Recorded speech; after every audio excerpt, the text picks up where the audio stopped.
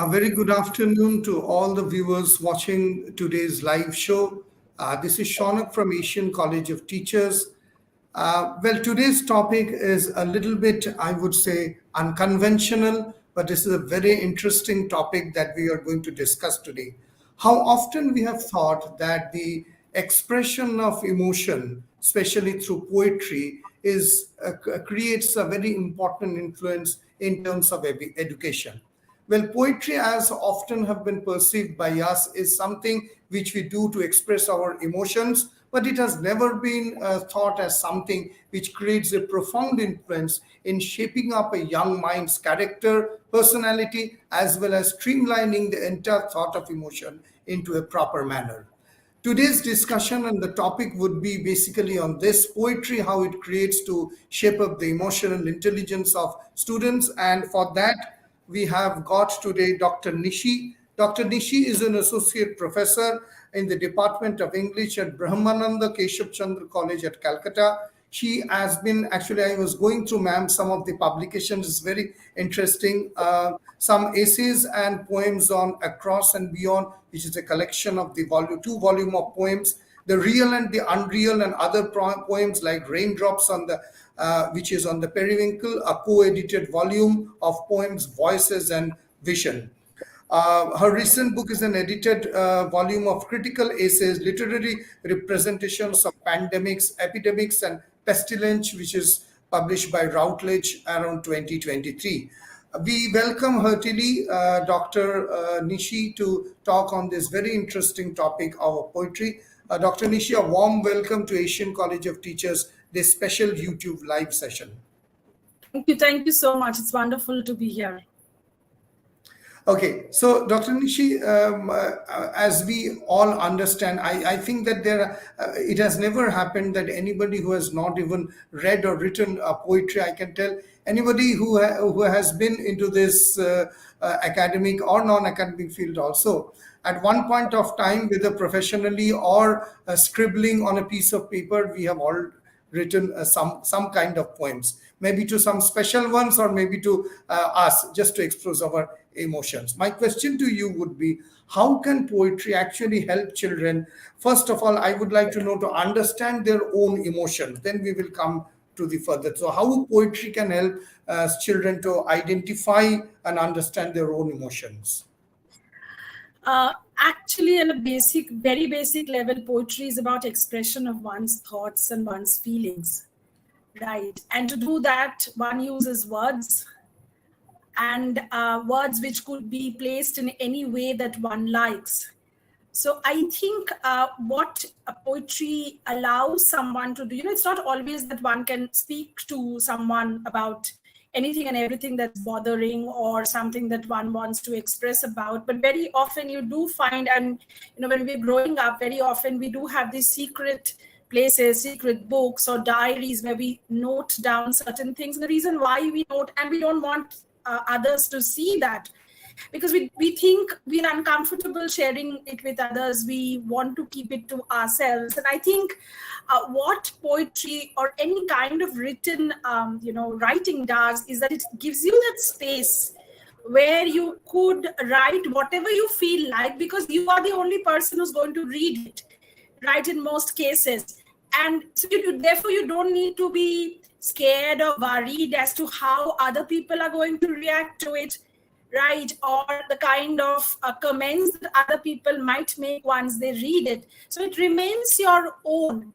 And I think that is one reason why one can just keep on. And as you very rightly said, that, over years, we keep on writing, but not sharing, not showing things to anybody, because they are just our expressions, maybe because we want to get them out of our system, put it somewhere where we can go back and read, but we don't want anyone else to read. So I think in that way, it allows young people who don't want their inner thoughts to be known to everybody, because they're scared of how people are going to react, because that is a very important thing, right? We don't know how the other person is going to react, how a mother is going to react, or a teacher is going to react.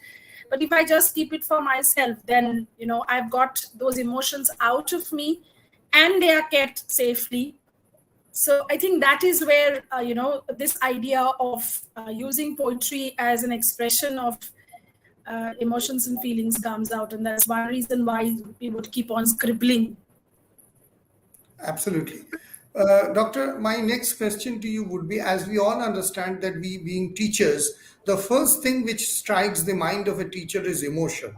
I have never seen any teacher who is devoid of emotion, who doesn't possess as emotion, but maybe somebody is a little bit more emotional than others. But as I in our classes and webinars also, I tell that you need to have an emotion, but in a kind of a controlled emotion, because when you're going for an interview, etc., those emotions would really not value. It will ultimately give the value that how much you deliver right on the on the table. Now the question is that because emotions are very important, because that would actually generate the kind of liking and cross the barrier in terms of excelling yourself. What do you think that poetry would be helpful in terms of developing the emotion? What I'm trying to make a point is that until a person or a child develops the emotion, it is not possible to streamline that emotion in near future into becoming a good educator or a teacher. So how would the poetry shape up or create that emotion and build it up so that it gets streamlined in the near future, depending upon the profession that the child is, the person is selecting? You used the word control. Right. And Right. the general idea when people talk about poetry is that it is a free, a spontaneous expression of emotions and feelings that comes up in an individual. And I think when you're much younger, when you begin to write, and particularly when you're writing these secret diaries and notebooks, you can write anything and everything. But then once you are writing because you are hoping that someone would read, you want someone to read because you want them to understand your expression. I think then the very idea of control comes in, because when I'm writing a poem or writing something for myself, I can scribble and keep on scribbling. There need not be any pattern, there need not be any format. I can just go on.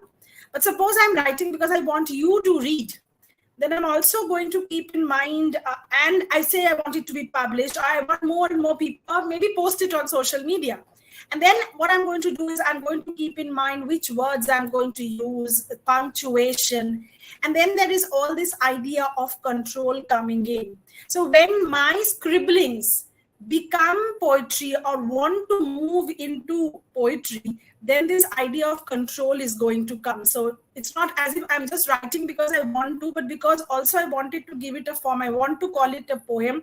I want to share it, say, with my friends, or I want to write it on a piece of paper and give it to somebody to read. So when I'm doing that, I'm then consciously, because in poetry, the conscious mind is very much at work. Right, because poetry is not just an expression of thoughts and feelings, but it is also about the using of the right kind of words, the right kind of images, the right kind of symbols, the right kind of metaphors. So when I'm doing that, I'm consciously working about which word I'm going to use. When I'm saying, say I want to express the idea of blue color. So which word am I going to use? And when I'm doing that, I'm keeping in mind what I'm writing, how I'm writing. I'm keeping all of this in mind. And when I do that, there is this conscious, as I said, a conscious process there. And when that process comes in, there is this idea of controlling. And I think that is something, that comes with the passage of time, when even any poet, I mean, if you even if you look at the great poets, some of them whom we read when we are in school, when they began their original writing, their initial works are very different from their later, much better work, because it shows them learning, the craft, it shows them reading and observing life and working on it, because like anything else, this is also a craft. So one needs to, and as we grow older, we become mature, we learn new things, we observe, our perceptions change, and all of this will influence the way we talk about things, the way we look at things. For instance, when you're talking about the idea of an interview, or you're talking about, when I'm teaching in class, how much of the emotion I'm going to use, how much I'm going to restrain. It is something which I decide because I'm consciously controlling. And I think with young people over a period of time, as they continue, I think with maturity, with their sensibility changing perceptively, these changes will come. In that way, doctor, whatever you are told, this is very right that the selection of words a child or a person tries to learn from using poetry. In that case, I think that poetry, writing poetry should be, I'm going to say, I would wait for your comment, should be a part strictly of a curriculum, whether CBSE, ICSE, or West Bengal board. What would be your opinion if you put in writing poetry as one of the curriculum which is a mandatory? I think it's a nice way of allowing young people to express, because we do have on the curriculum, we do have something like writing an essay, right? That's so much a part. I mean, we've all grown up writing various kinds of essays, Right. right from the junior school through middle school, through high school, and later on in college as well. So, I mean, if we could be asked to write a prose work, then why not, in poetry, why not poetry as well? The general idea, people actually feel that poetry is something much higher up there, but it's not. It's just the Right. same thing as any kind of writing. I think that would really be and we have other forms of creative expression in school. You have paintings and drawings and making collages and making all kinds of handicraft. So why not poetry as well? Right. I think, doctor, the most important thing which I perceive, maybe you will be able to throw a little bit of light, is that poetry by far is, I won't use the word difficult, but it is challenging than a prose. So, first, on education, the impact is that the person writes the person learns to write very abstract things on lines. One, so it would definitely improve abstract thinking, which would eventually help in learning mathematics, geography, chemistry, whatever the abstract thinking. So the power of harnessing the abstract thinking is one which is developed in poetry. And point number two is that some kind of an emotion, you have to write it in a very small few lines. So, and I think that that is also important, because in near future when we grow, we have to summarize lot of thinking. So abstract thinking, harnessing the power of abstract thinking and writing a lot of things into a few lines, and then selecting the right word, as you have told, using the rhyme, if you're using the rhyme rhyming ways of writing the poem. What would be your opinion? Does it improve this power of what we call emotional intelligence also? It does. It does. There have actually been studies which show that it has poetry has this kind of an effect on young people, right? So it is. There have been various studies which show that they help. Poetry helps to deal with various difficult situations that young people might be, in. And as you said, when you think of prose and poetry, the one common difference that comes to mind is the fact that in poetry we're using much fewer number of words. So there is that the very word you used earlier on in the earlier question where you say about control. So and as you rightly say, this is something that we constantly tell students, is that one needs to also not just know how to write, but how to write in a stipulated number of words. And some, for instance, some examinations also have space marked out for the answers. So you have to be able to answer everything that the question asks you in that small little space. So I think it's also a nice kind of exercise where one is learning to use certain words only to express whatever one feels, and using the right kind of words, which means it's making you think about words. Which word do I use? Could I substitute one word with something else? Or could I use a phrase? Or could I use a figure of speech perhaps? Or if I'm using rhyme, then I'm constantly thinking about what rhymes with what. It's not only what rhymes with what, but also makes sense in the context of the sentence. Absolutely. So that's something. And I've seen my own students, particularly through the pandemic, working their way with poetry. Some of them writing poetry for the first time, not knowing how they should write a poem. Some of them tell me that they don't know how to go about. But it doesn't matter. My advice to them is, doesn't matter whether it looks like a poem or doesn't look like a poem. I think what is most important is writing. That is what is most important. Absolutely, I agree to you, doctor. And I have seen that in case of mine, when I am trying to write some poems, also the first thing on which is a very positive impact which creates on an individual is that you really search out for synonyms, because the rhyming meters have to find out a kind of a synonym. And in, as you know very well, that in English each word has got a, although they can be synonymous, but they cannot be used at the same to make the same meaning. So I think that it has got a tremendous effect on the writing skills, which are definitely a prose won't be. So really, I feel that the educators who are listening to this conversation maybe in the near future put up the poetry as one of the mandatory curriculum, because it improves a lot of things which definitely a prose and an essay cannot. Abstract thinking, boiling down to one single point, finding out a lot of words, increasing the vocabulary,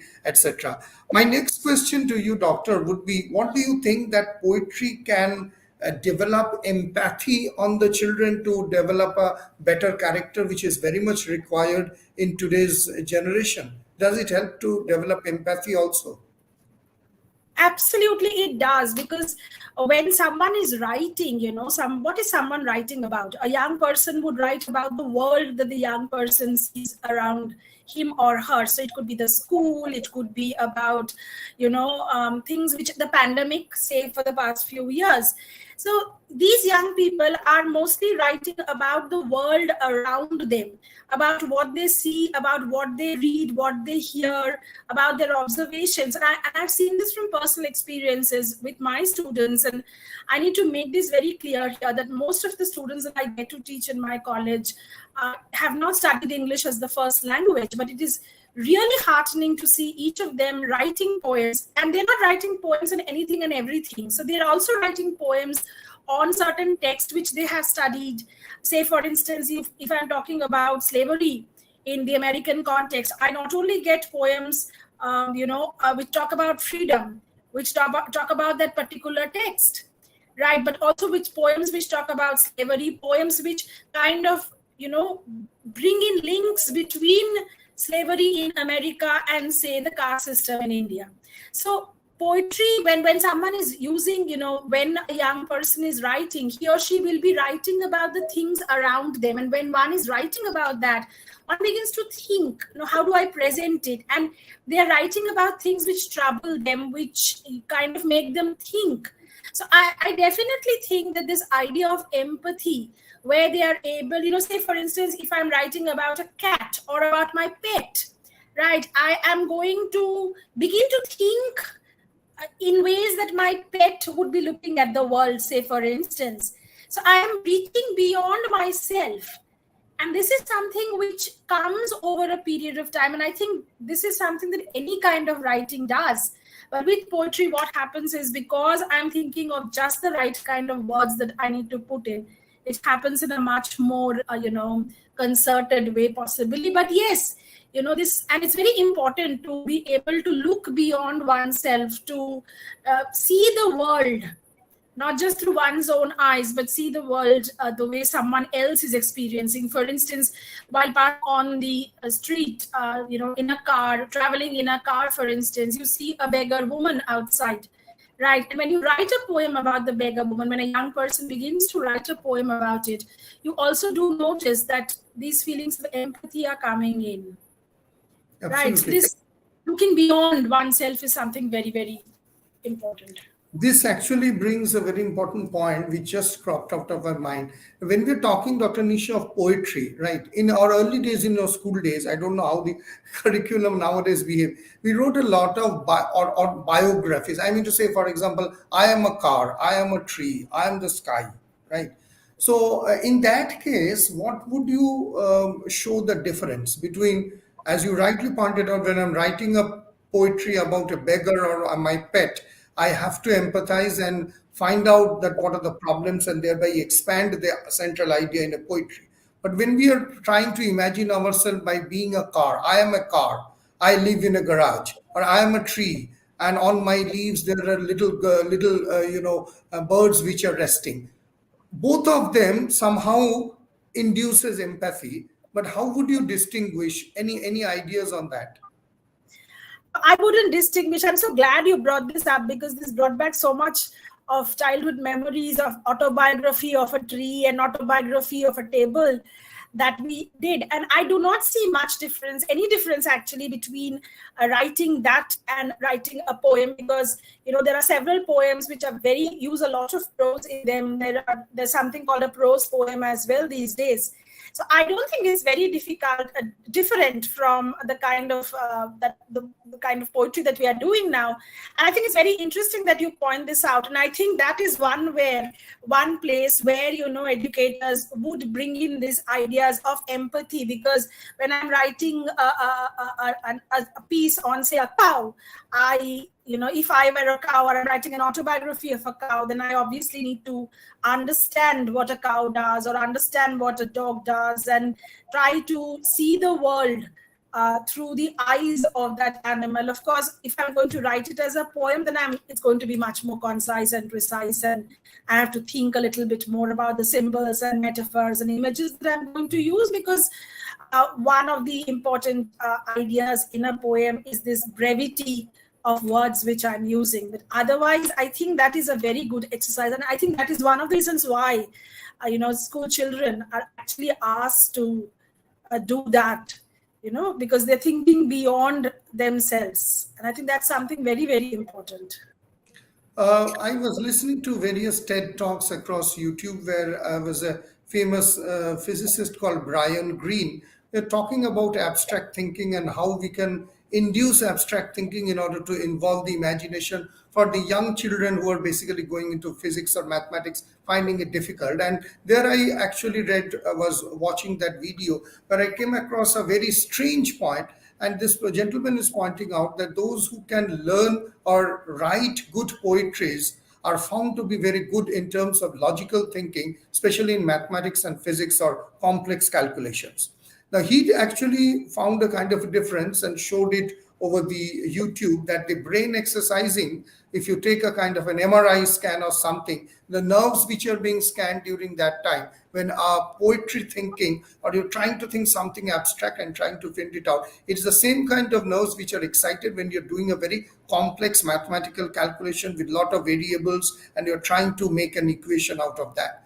So that was a fascinating discovery. I also was quite surprised by that. I think you will be the right person with so many years of experience into that. The concept of abstract thinking is something which really lacks within students. And nowadays with mobiles and this chat GPT coming up, I'm very sure that the thinking pattern would really suffer until we think beyond AI. So abstract thinking, which you rightly told that somebody or a child is writing a poetry, is trying to bring some abstract thinking concrete into words so that when I or you listen to it, we hear it, we can understand. Don't you think the same goes with mathematics when you cannot see a square or b square as sine theta in an everyday life and you're putting it into an equation? Don't you think that the abstract thinking of poetry vis-a-vis with mathematics in some way they're related to each other?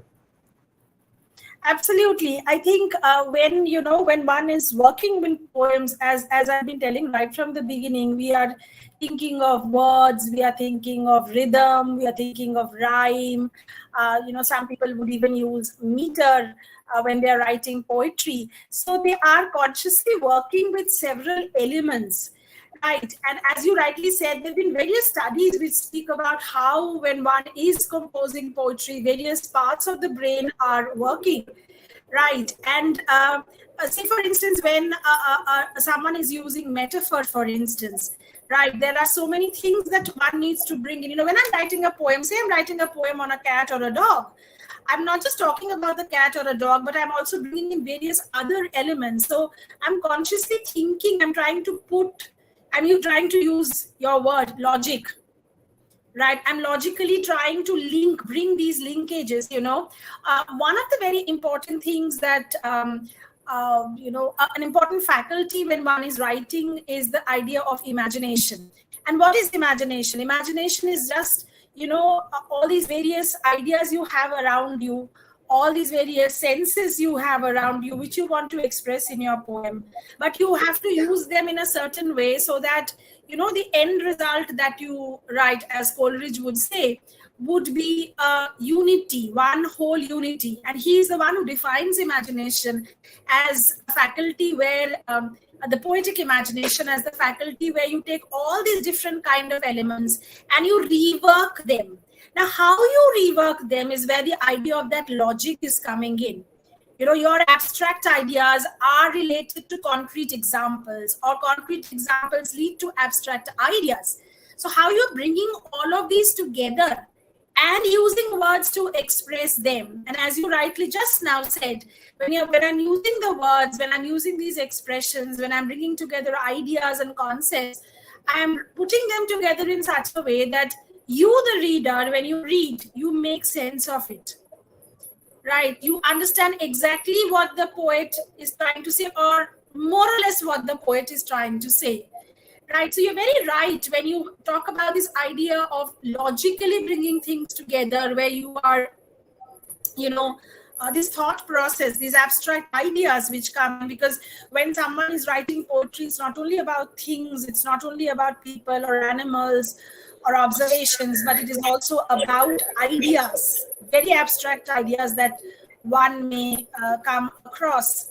So you're absolutely right when you say that, poetry enables one to see logical, connections between things that we never thought could have existed. Right. Right. So there is a rationale in poetry as well. Right, absolutely. We are coming almost to the end of our talk show today. So, just to remind those who are joining late, we are in a conversation with Dr. Nishi, and we are discussing on the impact of poetry in terms of shaping up the education or the personality of young children. Doctor, my next question is that would you, because you have been doing this for quite a number of years, would you suggest any kind of a specific techniques or exercise that educators or the future educators can employ to integrate poetry into emotional learning activities of children? Is there any exercise or any plan that you can lay out? The only exercise I think would be to ask, children to write about, things which you have spoken about in class, or you have discussed in class, or things that are troubling them, perhaps. Things that they see in the outer world and they're not able to make sense of it.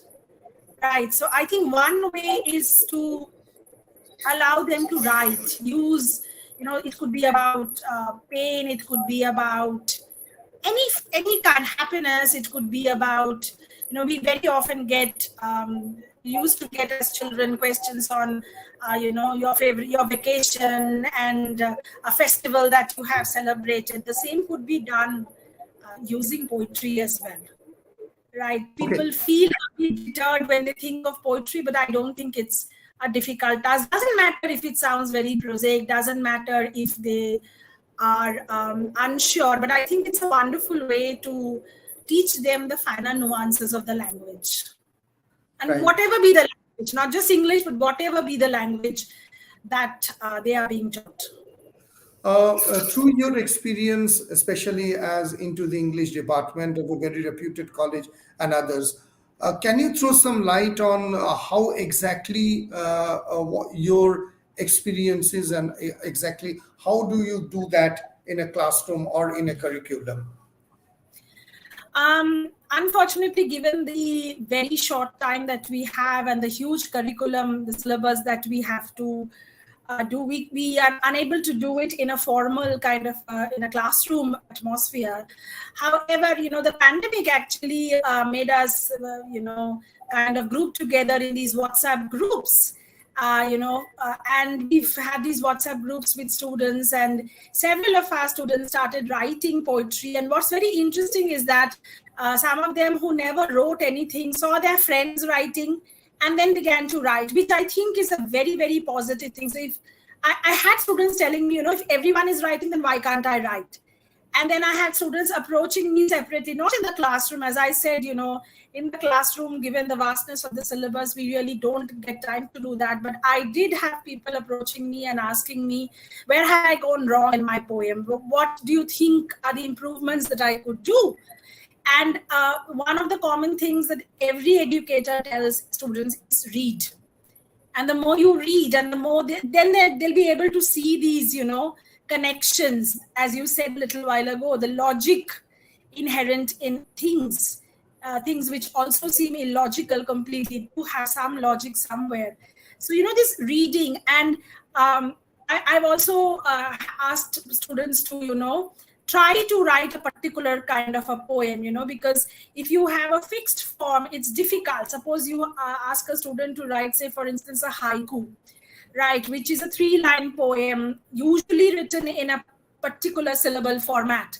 So then what I have to do, it's kind of an exercise like mathematics. The conventional form of a haiku is first syllable, first line 5 syllables, second line 7 syllables, third line 5 syllables, no punctuation, no capital, and I have to convey a visual image. Right. So I am restricting the number of words they can use.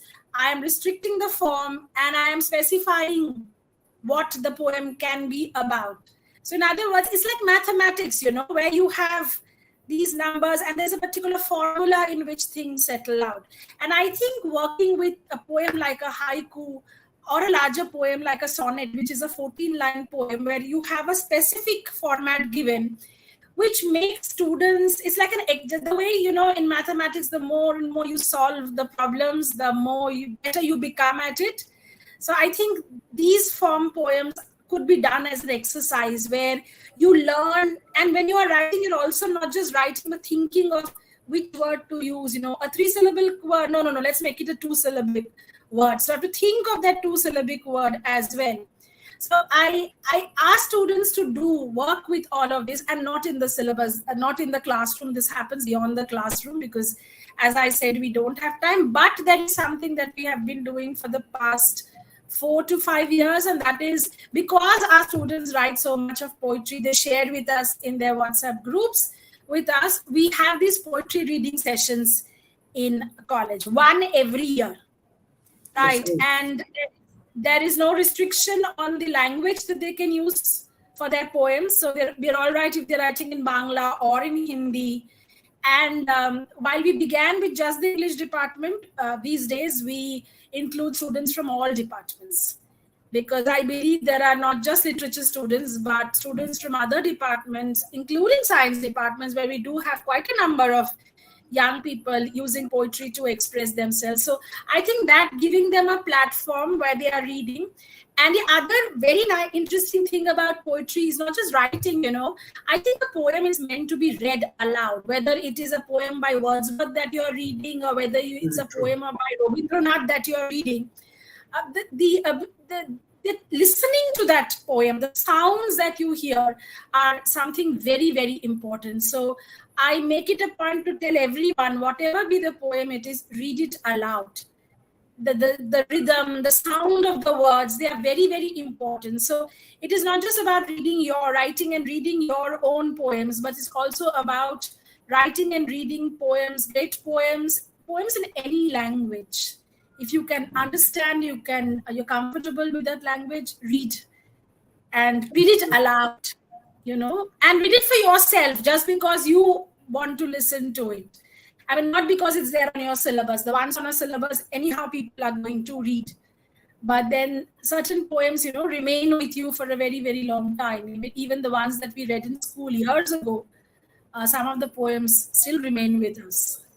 Absolutely. We remember our childhood days and all those poems exactly. And I have seen that there is also one problem which encounters. I'm sharing my personal experience, maybe those who have encountered them. When you read intensely one particular poet, for example, Tagore or Shakespeare or Shelley or Byron, then when you start writing, you try, I would say, unintentionally, you start imitating that kind of a style, not the exact line, but you say you come out of the Tagore style of writing or you come out of Jibanananda Das style of writing, or come out of Shelley and Shakespeare's way of expressing thoughts in drama, etc. And I think that is also a quite a learning process, that when you come out of this style and create a own style, and every time that you are trying to make a own style, when you read the world literature, you see, oh, that is not done, because already somebody already have a style. Whether you're writing a poem on our romanticism, whether it is platonic love, whether it is baroque, whether it is renaissance, whenever you're trying to come out of that style, you see that already there is a writer, and then you feel frustrated that already somebody has written. So what is actually my style? And I think that that actually makes the road, or the paving the path, where you actually create your own personality, not only in writing poetry but in other terms of subject knowledge also, that what is the way that you do. Everywhere something you write, you see somebody has already written. Then what is your way out? Any thought on this, Dr. Nishi? Actually, when one begins, it's mostly imitative. Even the great poets, if you read their initial works, you will see that they have been imitative. And I think imitation is one way of learning, because you have read them. So when you decide to write, you're following their style, and style is something that one develops over a period of time. And this is something that I often tell my students as well, because when they have to write these answers, it's important to develop a style of their own, and this is something that doesn't happen overnight. It takes years of writing by themselves to develop a style of your own. So it's the same thing with poetry. One always begins imitating other writers, other poets, and then over a period of time, one slowly develops a style, an idiom of one's own. This doesn't happen all of a sudden. It takes time, and I don't think there is anything wrong, because I have seen people, loads of, as I said, many great poets actually began by just imitating the great influences that were there in their life, and over a period of time one learns. And with reference, with regard to theme or subject, doesn't matter if someone else has written on the same subject. Each individual has a different way of approaching things. Each individual has a different way of observing, different perception, different sensibility. And even if you're writing a poem on the same subject, everyone is going, both Wordsworth and Shelley wrote on the Skylark, but their poems are vastly different. If you just see the two poems, you can say which is Wordsworth and which is Shelley, even if you're not told which is. So it doesn't matter. It doesn't matter, And I think that's a nice exercise to do, where you give someone one topic, and then the same thing we do with composition and with essays, right? Or where you're asked to write an autobiography of a tree, right? You have one topic, but every child is going to write something very, very different. Something unique, right? Well, Dr. Nishi, thank you very much for being with us. And from the Asian College of Teachers family, I would like to thank you from the core of my heart, because you have been very busy, I know, but somehow you managed this time to enrich us on poetry and its importance on emotional learning. My last question, or I would say a request, would be, what would be your message to the parents, how they can involve their students or their siblings into writing poetry, how it would make it important? Yeah, so it's like, you buy a drawing book, and you buy color pencils or crayons for a child when the child is growing. So in the similar way, just give a notebook and a pencil and see what the child writes. I don't think any kind of coercion or force should be used, but children could always be encouraged to write about anything and everything, not just poetry. I remember my writing journey begins, with my father buying notebooks. We made these very long journeys from Kolkata to Kakinada in Andhra Pradesh, very, very long train journeys. And my parents found it difficult to engage a very overactive child. So I was given a notebook and asked to write down what the names of the stations that I saw, what I ate, what I saw on the station. So any kind of thing that this is just to keep the child busy. And maybe over a point of time, some children would really be enthused into writing. So it's just like giving them picture book or drawing set, make them write about anything and everything if they feel like. create an environment for writing, right? Absolutely, absolutely. And I think the other very important thing is after they write the appreciation, that is important, right? Not just praise, but critically appreciating them, telling them where they have done, where things are good, and how it reminds you the connections that you could draw from all of it. I think that engaging them in the whole thing, and not making it like a assignment, right? Right. Like a homework kind of a thing which they have to do, making it fun. I think that is what is most important, because I think when it's fun, one wants to do it. Well, thank you, Dr. Nishi, for illuminating us on a lot of things we really didn't know, how it shapes up the personality, how it helps in abstract thinking, logical improvements, and everything. So, I would really like to thank you from the Asian College family, being an education into education for more than 14 plus years. Asian College of Teachers, we also imbibe the same kind of a mentality which you do, and we hope that this becomes slowly as a curriculum so that it improves on the development of emotional upbringing of children. Thank you so much. It's been wonderful talking to you, and it's always wonderful to talk about poetry. Thank you very much. With a brief note of thanks and a lot of enlightening words and lessons that we have learned, I would like to sign off. This is Shaunak B signing off from Asian College of Teachers with a heartfelt thanks and a lot of appreciation from Dr. Nishi, enlightening us on the emotional learning of children. Thank you very much for watching this show. Thank you, Thank Doctor. you. Thank you.